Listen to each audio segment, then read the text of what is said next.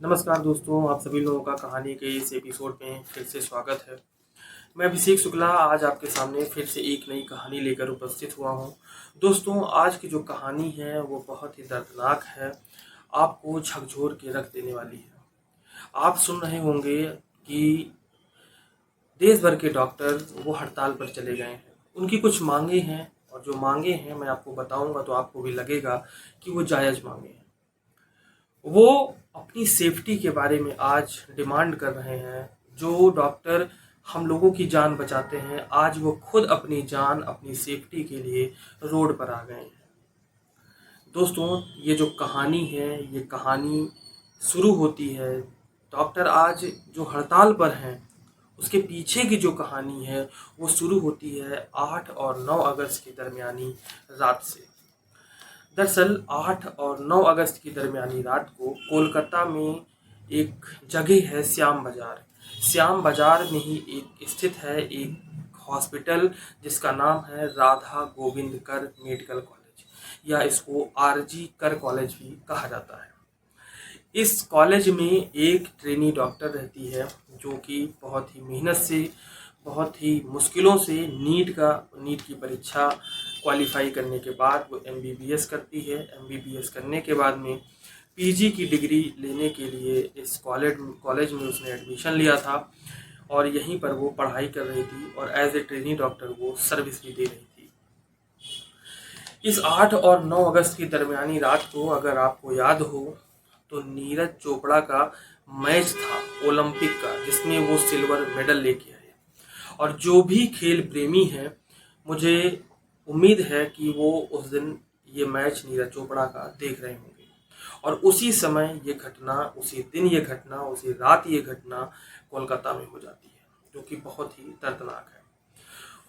इस दिन, इस रात को 8 और 9 अगस्त की दरमियानी रात को वो ट्रेनी डॉक्टर, जिसका मैं आपको नाम नहीं बता सकता, वो अपने 2-3 मित्रों के साथ में बैठकर उस हॉस्पिटल में मैच देख रही थी नीरज चोपड़ा का। चूंकि उस ट्रेनी डॉक्टर की जो ड्यूटी थी वो नाइट शिफ्ट में लगी हुई थी और इस वजह से उसको उस दिन हॉस्पिटल में ही रहना था। दोस्तों, उस मैच को देखने के दौरान उसको जब भूख लगती है तो वो जो अपने घर से सामान लेके आई थी, अपने जो उसने कुक करके अपने डिनर के लिए सामान रखा था, उसको वो खोलती है और खाने लगती है। साथ ही उसके जो दोस्त रहते हैं वो भी अपने अपने घरों से जो सामान लेके आए थे उसको खाने लगते हैं। खाते खाते ही वो मैच जो है देखते हैं और एंजॉय करते हैं मैच का। इसी दौरान जब लेट नाइट, चूंकि मैच ही था, तो जब और भूख लगती है तो ट्रेनी डॉक्टर उसको जोमेटो से और खाने का ऑर्डर देती है। जोमेटो से खाना ऑर्डर करने के बाद जब आता है तो उसको खाती है। खाने के बाद वो लोग मैच जो है देखने लगते हैं। इस तरीके से जब बहुत ज़्यादा लेट नाइट हो जाता है तो ट्रेनी डॉक्टर को नींद आने लगती है। जब उस ट्रेनी डॉक्टर को नींद आती है तो उसी हॉस्पिटल के 4th फ्लोर पर लगभग 11:30 से 12:30 बजे के बाद वो 4th फ्लोर पर बने हुए सेमिनार हॉल में चली जाती है और वहीं सोने के लिए। वहाँ पर उस सेमिनार हॉल में लाल रंग का एक ब्लैंकेट रखा हुआ था, एक कंबल रखा हुआ था। वो उसी को ओढ़ती है और ओढ़कर सो जाती है। सोने के बाद जब वो सुबह नहीं उठती, क्योंकि सुबह जो है उसको राउंड पे जाना होता था, विजिट पे जाना होता था, जब वो विजिट पर नहीं पहुंचती तो स्टाफ के लोगों को चिंता होती है कि आखिर वो लेडी ट्रेनी डॉक्टर क्यों नहीं आई। वो लोग उसको ढूंढते हैं और ढूंढते हुए सेमिनार हॉल तक पहुंचते हैं। जब सेमिनार हॉल तक पहुंचते हैं तो अंदर जैसे ही पर कदम रखते हैं उनकी चीखें निकल जाती हैं। वो लोग सन्न रह जाते हैं, अपने पैर खींच लेते हैं, क्योंकि उस सेमिनार हॉल में जहाँ पर लड़की सोई हुई थी वहाँ पर वो लड़की नहीं, एक मृत शरीर था। जगह जगह खून के निशान थे और उसके चेहरे पर लड़की के खून लगा हुआ था, आंखों से खून निकला हुआ था, मुंह में खून लगा हुआ था, चेहरे पर नाखून के निशान थे और जो शव मिला वो अर्धनग्न अवस्था में मिला। इसको देखकर जो स्टाफ के लोग थे वो बिल्कुल परेशान हो जाते हैं। इसके बाद तुरंत मेडिकल कॉलेज के बड़े ऑफिसर को या प्रिंसिपल को अवगत कराया जाता है और इस तरीके से इसकी सूचना तुरंत पुलिस वालों को दी जाती है। पुलिस वाले आते हैं और पूरे कमरे का या पूरे घटना स्थल का निरीक्षण करते हैं। शव को जो है वो देखते हैं, जो फॉरेंसिक रिपोर्ट के लिए एविडेंस कलेक्ट करते हैं। इसके बाद जो बॉडी थी ट्रेनी डॉक्टर की, उसको पोस्टमार्टम के लिए भेज देते हैं। इसी के दौरान ढूंढते ढूंढते एविडेंस कलेक्ट करते करते पुलिस के हाथों में उसी रूम में एक ब्लूटूथ मिल जाता है। पुलिस उस ब्लूटूथ को एज ए एविडेंस जो है वो रख लेती है। इधर पोस्टमार्टम के लिए बॉडी जा चुकी थी। पुलिस वाले जो है अब इस घटना का खुलासा करने के लिए के लिए लगातार प्रयास कर रहे थे। लोगों से पूछताछ करते हैं पुलिस वाले, हॉस्पिटल के लोगों से, स्टाफ के लोगों से, लेकिन कहीं कोई क्लू नहीं मिलता। तब पुलिस वालों का दिमाग जो है वो ठनकता है और कहते हैं, सोचते हैं कि ये जो ब्लूटूथ मिला है एज ए एविडेंस, ये भी तो जो है काम आ सकता है। अब पुलिस वाले उस ब्लूटूथ को हॉस्पिटल के स्टाफ से पूछते हैं कि ये किसका है। हॉस्पिटल के सारे स्टाफ मना कर देते हैं और कहते हैं कि ये हमारा नहीं है। पुलिस वालों के लिए अब एक मुसीबत और खड़ी हो गई कि आखिर जब हॉस्पिटल के स्टाफ के लोगों में से किसी का नहीं है ये ब्लूटूथ, तो है किसका? और ये घटना स्थल पर मिला है, इसका मतलब है कि कहीं ना कहीं जुर्म से इसका संबंध तो होगा ही, हत्या से इसका रिलेशन होगा ही। पुलिस वाले अपना सारा फोकस अब उसी ब्लूटूथ पर केंद्रित कर देते हैं। पुलिस वाले अब ये जानने की कोशिश करते हैं कि आखिर ये ब्लूटूथ है किसका। अब वो सीसीटीवी कैमरे का सहारा लेते हैं। हालांकि आपके दिमाग में ये भी आ रहा होगा कि हॉस्पिटल था, सीसीटीवी कैमरे से इस हत्या का खुलासा हो सकता था, तो फिर पुलिस वालों ने क्यों नहीं पहले सीसीटीवी चेक किया। दरअसल आपको बता दें कि जिस सेमिनार हॉल में लड़की की बॉडी मिली थी, उस ट्रेनी डॉक्टर का शव मिला था, उस कमरे में कोई भी सीसीटीवी कैमरा नहीं लगा हुआ था। इसके बाद जो उसके बाहर कैमरे लगे हुए थे, हॉस्पिटल के अंदर इर्द गिर्द उसके लगे हुए थे कैमरे, अब पुलिस वाले उन कैमरों को जो है वो देखना शुरू करते हैं। जब बहुत सारे लोग, चूंकि हॉस्पिटल था तो बहुत सारे लोगों का आना जाना उसमें लगा रहता था, तो पुलिस वाले जो है एक एक करके जो है वो लोगों की स्क्रूटनी करते हैं, जांच करते हैं। तब उनमें उनको एक शख्स ऐसा दिखाई पड़ता है जिसके गले में वो नेक बैंड या ब्लूटूथ जो है वो लटका हुआ था, और उस ब्लूटूथ जो कि घटना स्थल से मिला था, उससे जब मिलान करते हैं तो बिल्कुल हूबहू उसी की तरीके से वो मालूम पड़ता है।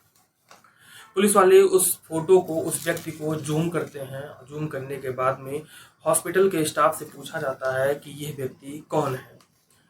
तब पुलिस वाले जो है कहते हैं कि साहब ये तो संजय रॉय है। कहते हैं ये कौन है संजय रॉय और यहाँ क्या कर रहा है?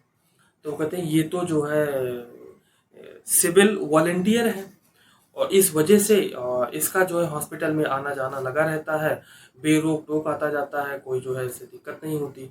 क्यों? क्योंकि सिविल वॉलंटियर होने की वजह से ये हॉस्पिटल में मरीजों को एडमिट कराने के लिए लेके आता रहता है और लगभग इसको सब लोग जानते हैं। दरअसल आपको बता दें कि कोलकाता में सिविल वॉलंटियर्स वो लोग होते हैं जो पुलिस को उनके कामों में सहायता करते हैं, जैसे ट्रैफिक का संचालन करना हो या किसी घायल व्यक्ति को जो है वो हॉस्पिटल तक पहुंचाना हो।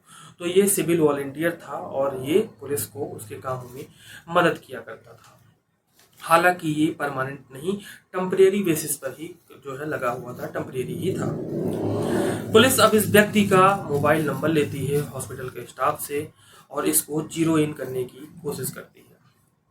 पुलिस इसको फोन करती है, इस व्यक्ति को, संजय रॉय को, और कहती है कि आप जो है वो पुलिस स्टेशन आ जाइए।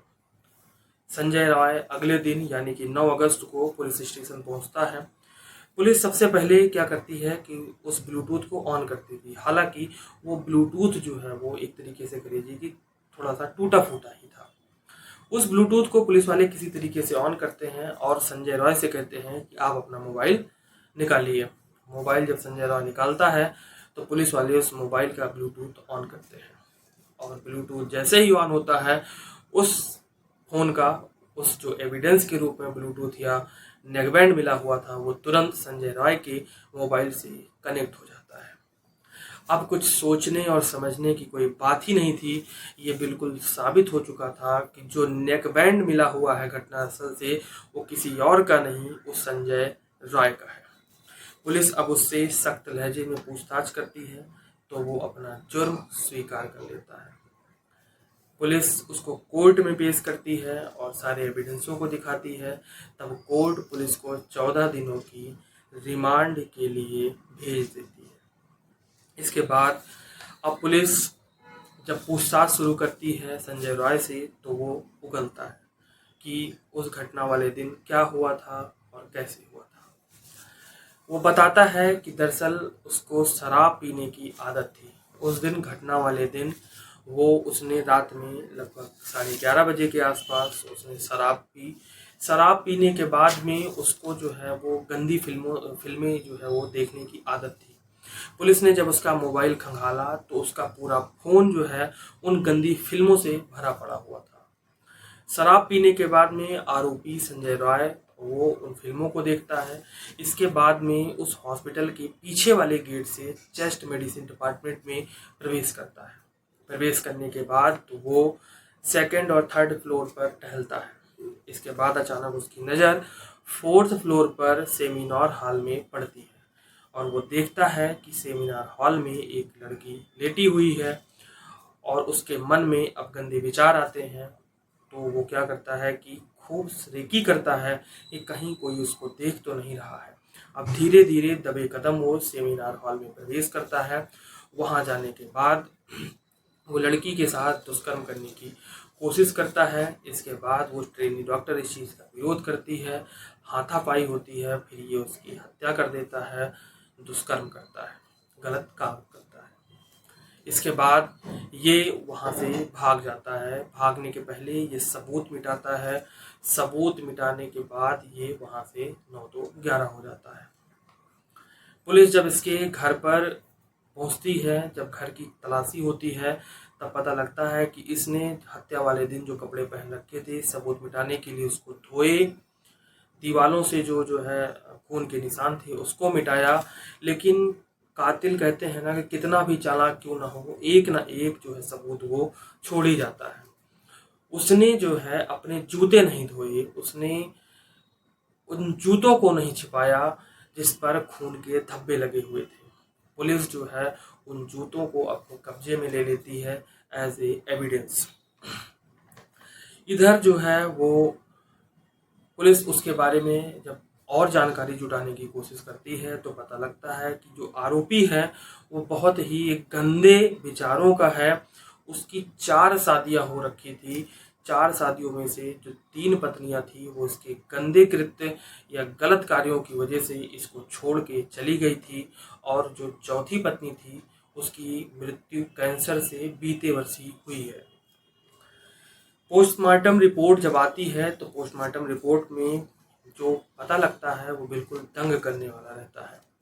दरअसल पोस्टमार्टम में आंखों से खून निकलने की बात कही जाती है। चेहरे से खून जो निकल रहा था वो तो दिख ही रहा था। चेहरे पर नाखूनों के खूब सारे निशान थे। गर्दन की हड्डी टूटी हुई थी। हाथ, पैर, पेट, पीठ हर जगह जो है वो चोट के निशान मिले हैं। दरअसल कहा जाए तो एक तरीके से ये दूसरा निर्भया था। बहुत ही बेरहमी और बहुत ही दरिंदगी से उस ट्रेनी डॉक्टर की हत्या की गई थी। बताइए वो ट्रेनी डॉक्टर जिसने कड़ी मुश्किलों से दिन रात एक करके नीट की परीक्षा, नीट जैसी रिप्यूटेड और कॉम्पिटिटिव एग्ज़ाम की परीक्षा पास करके उसने एमबीबीएस की डिग्री हासिल की। डिग्री हासिल करने के बाद आगे पोस्ट ग्रेजुएशन के लिए वो इस कॉलेज में पहुंची थी। माँ बाप की कितनी उम्मीदें थी इस लड़की से, लेकिन एक बहसी इंसान, एक गंदे इंसान की वजह से, एक गंदे इंसान की गंदी सोच की वजह से उस लड़की को अपनी जान से हाथ धोना पड़ा। इधर पुलिस जो लड़की के माँ बाप हैं वो उनसे जब मीडिया वालों ने पूछा तो उन्होंने हॉस्पिटल पर और पुलिस प्रशासन पर भी थोड़े से आरोप लगाए हैं। दरअसल उन्होंने कहा कि घटना वाले दिन यानी कि 9 तारीख की सुबह लड़की के पिता के पास में, मृतका के पिता के पास में हॉस्पिटल से फ़ोन जाता है और फ़ोन पर उनको बताया जाता है कि उनकी बेटी की तबीयत खराब है। ये सुनते ही उनके पिता परेशान होते हैं और सोचते हैं कि अभी कल ही तो हमारी बात हुई थी, तब तो उसको कोई दिक्कत नहीं थी, अचानक उसकी तबीयत जो है कैसे खराब हो गई। इतना बात होने के बाद वो फ़ोन हॉस्पिटल से कट जाता है। इसके बाद वो हॉस्पिटल को कॉल बैक करते हैं। 2-3-4 बार वो फ़ोन लगाते हैं, फ़ोन नहीं उठता। फिर एक बार फ़ोन उठता है। जब वो फ़ोन उठता है तो अपनी बेटी के बारे में फिर वो पूछते हैं। जब वो पूछते हैं तो इस बार हॉस्पिटल से बताया जाता है कि आपकी बेटी जो है उसने खुदकुशी कर ली है, आप तुरंत अस्पताल आ जाइए। अब इसके बाद जब ये सुनते हैं पिता तो उनके भी पैरों के तले से ज़मीन खिसक जाती है। वो तुरंत भागते हुए हॉस्पिटल पहुंचते हैं। हॉस्पिटल पहुंचते हैं तो अपनी बेटी को वो देखकर बिल्कुल सन्न रह जाते हैं, रोने लगते हैं, क्योंकि बेटी का जो शव था वो देखने की स्थिति में नहीं था और शायद कोई भी बाप जो है वो अपनी बेटी को इस तरीके से या इस स्थिति में तो नहीं देख पाएगा। लड़की ने चश्मा जो लगा रखा था वो चश्मा भी उस लड़ाई झगड़े की वजह से टूट गया था। आप ये सोच लीजिए, आप इसकी कल्पना नहीं कर सकते कि कितनी बुरी तरीके से इस कृत्य को आरोपी ने अंजाम दिया था। माँ जो है वो हॉस्पिटल की सेफ्टी पर उंगली उठाती हैं और उठाना भी चाहिए, क्योंकि अगर हॉस्पिटल में जो है वो महिलाओं की सुरक्षा के लिए कोई प्रबंध नहीं है तो महिलाओं की ड्यूटी जो है वो रात में नाइट शिफ्ट में क्यों ही लगाई जाती है। इस पर उन्होंने जो है आरोप लगाए हैं और कहीं ना कहीं ये आरोप उनके सही भी हैं। प्रशासन को, हॉस्पिटल एडमिनिस्ट्रेशन को नाइट शिफ्ट में महिलाओं की सुरक्षा का ध्यान देना ही चाहिए। आरोपी पर जो पुलिस ने गिरफ्तार किया, गिरफ्तार करने के बाद में भारतीय न्याय संहिता की धारा 103 जो कि हत्या से संबंधित है, 103 धारा लगाई है और दुष्कर्म के लिए धारा 64 लगाई है। इसके बाद 12 अगस्त को देशव्यापी जो है हड़ताल, जो कि आज आप देख रहे हैं है ही। अगर आप देखते होंगे तो ये जो है मामला, अगर डॉक्टर हड़ताल नहीं करते तो अपने देश में पता नहीं ऐसी जो है वो कितनी दुष्कर्म, कितनी हत्याएं आए गए दिन होती रहती हैं, लेकिन मामला प्रकाश में नहीं आता। चूंकि डॉक्टरों ने इसके लिए आवाज़ उठा दी, डॉक्टर एकजुट हो गए और उस सुरक्षा की मांग करने लगे, उस बेटी को न्याय दिलाने की मांग करने लगे। इसकी वजह से ये बात आज आप तक पहुंच पा रही है और पूरे देश के कानों में गूंज रही है। अदरवाइज ये भी जो है कहीं ना कहीं गुम ही हो जाती। जो डॉक्टर आज देख रहे होंगे आप, तो दिल्ली के एम्स चाहे हो, चाहे राम मनोहर लोहिया हॉस्पिटल हो, लखनऊ का किंग जॉर्ज मेडिकल कॉलेज हो, उस सारे हॉस्पिटल के डॉक्टर आज अपना काम धाम छोड़कर सड़कों पर हैं। क्यों? क्योंकि इस घटना के बाद उनकी कुछ मांगे हैं। उनकी मांगे हैं कि वो जो मेडिकल कॉलेज है उसके प्रिंसिपल को तुरंत जो है इस्तीफा जो है दे देना चाहिए। हालांकि ये मांग उनकी मांग भी ली है। आरजी मेडिकल कॉलेज के प्रिंसिपल संदीप घोष ने अपने पद से इस्तीफा दे भी दिया है।